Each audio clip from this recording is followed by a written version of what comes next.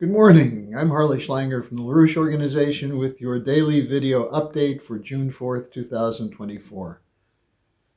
As each day goes by, it's more and more apparent that the West is digging its own grave, shovel by shovel, by adopting suicidal policies, both in relationship to Russia as well as in terms of the economic policies that are being imposed on most of the world, including on the populations now in the so-called advanced sector.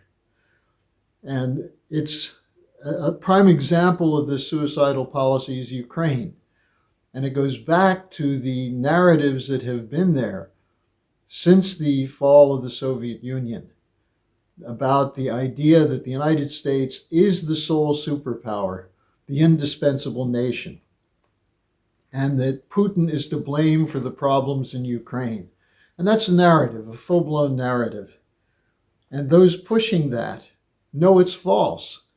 They were there when the discussions were about not extending NATO eastward. They agreed to that, and then they went ahead and did it. So they produce narratives to cover up the lies that they tell that at this point is putting us in danger of a World War III. Now, the line we hear today, which is part of the miscalculation and the narrative process, is that Putin is bluffing when he says Russia will use whatever it takes to defend national security. That's a bluff. Putin is trying to manipulate the West with nuclear blackmail. But at the same point, they say Putin is a madman preparing to overrun Western Europe. Well, which is it? Is he someone who is afraid to follow up on his warnings, to enforce his red lines, or is he actually preparing an invasion of Western Europe? So all of this goes back to the miscalculations that underlie Western policy. Now, most significant, the miscalculation that the West is strong economically, militarily, that it has credibility, that it can assert the rights for itself and other nations of a rules-based order. And so by doing this, what's the result? The war in Ukraine continues. The nation is being destroyed. Remember, it was Putin who said that both Ukrainian and Russian security concerns have to be taken into consideration. That's what Putin wanted to discuss with Biden, and that's what the West refused to discuss with him. Excuse me. Now, the other area of miscalculation is on the economy. And this goes back to this idea of the belief in the superiority of the West.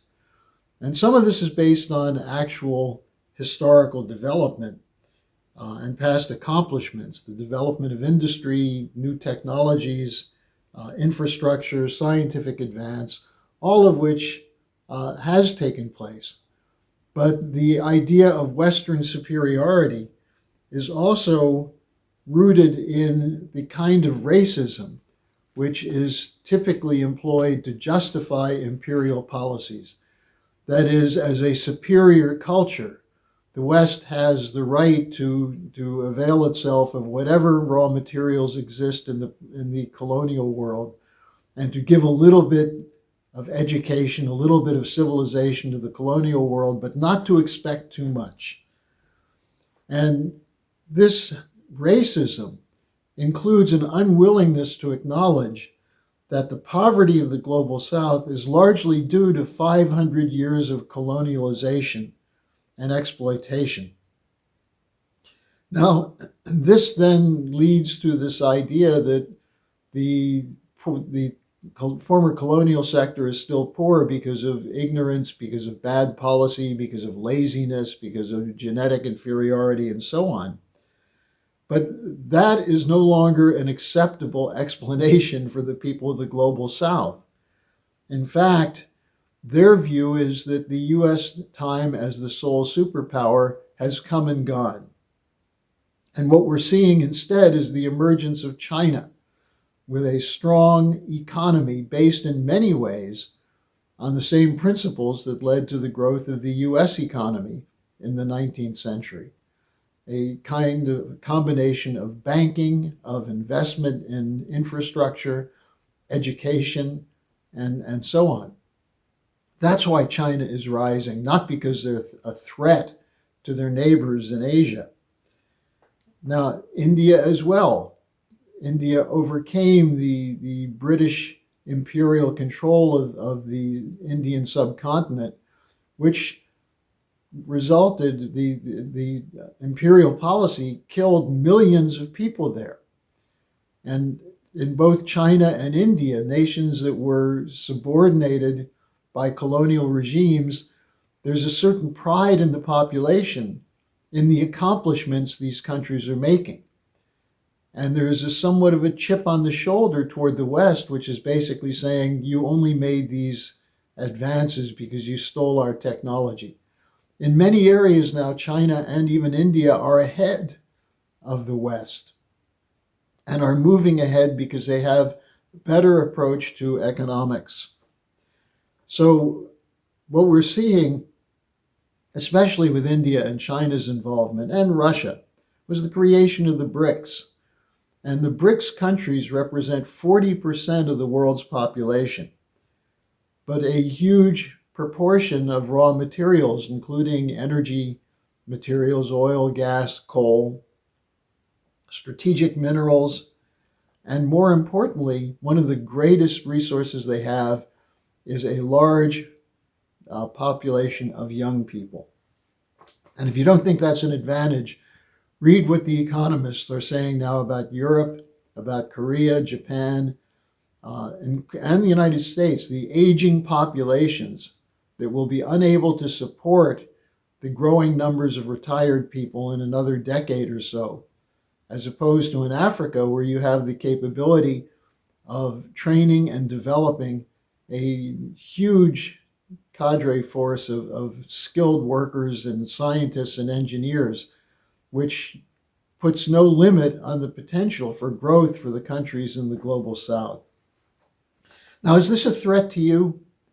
Well, if you're a predatory banker, if you're heavily invested in the corporate cartels involved in monopolies, well, if you are, it is a threat because they're rejecting, the leaders of the global South, the BRICS and others are rejecting your order.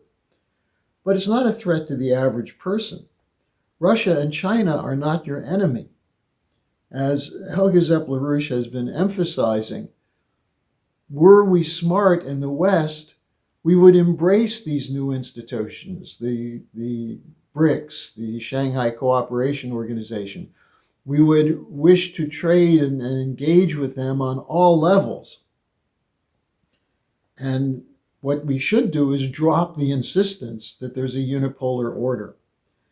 Now, if the US and the UK won't do that, then it's in the interests of the governments of Europe to do that, to break with the unipolar order and embrace the global South as trade partners and economic development partners, which means get out of the European Union and NATO, which take away the sovereignty of European nations. Get out of the World Trade Organization, the IMF, the World Bank, and engage directly in bilateral and multilateral ties with the nations of the global South, including especially the BRICS.